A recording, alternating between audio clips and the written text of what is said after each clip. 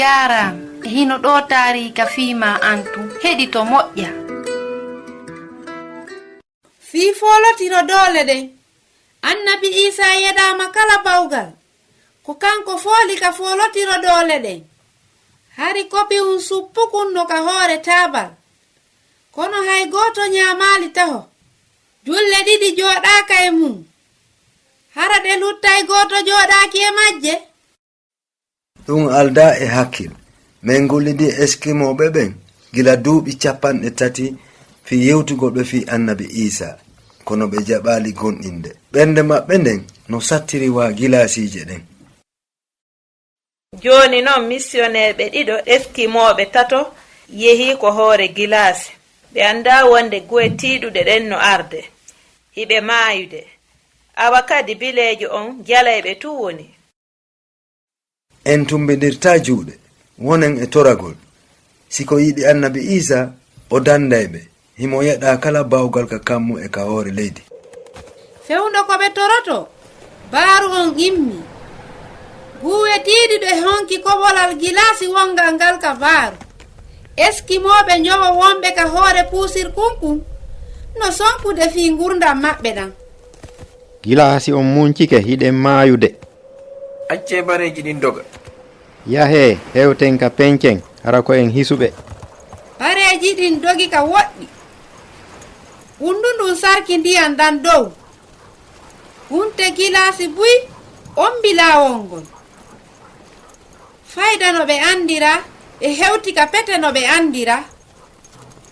Ko puusirte kon saggi hakkunde kammungun e ndiyan ɗan. Bareji ɗin wawata hankadi dogugol. Musa yirtiti. Ernde makko ne fayda acci piddade. Kobolal gilasi janal ari e maɓɓe. Ngal muncayɓe ka pete. Musa no ewnade faabo e annabi Isa. Isa joomi wallito men. E nder hawa tiiɗuka. Huntere gilasi no dirtude wasi ko otowal cippoto e hoore sottirkunku.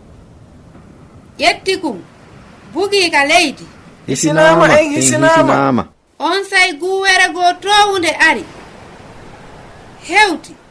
Nde bugiti yimɓe ɓen fo. E nder ko ɓe loppi kon. Ɓe ƴawi dow.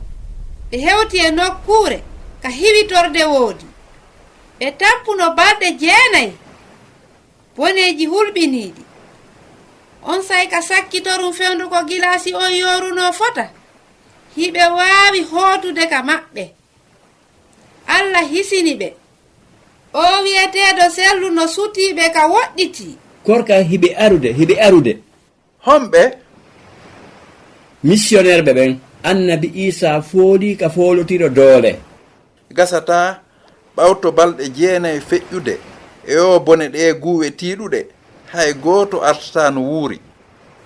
Bileejo on acci ɓe yahi ka baaru. O hajaaki ɓe.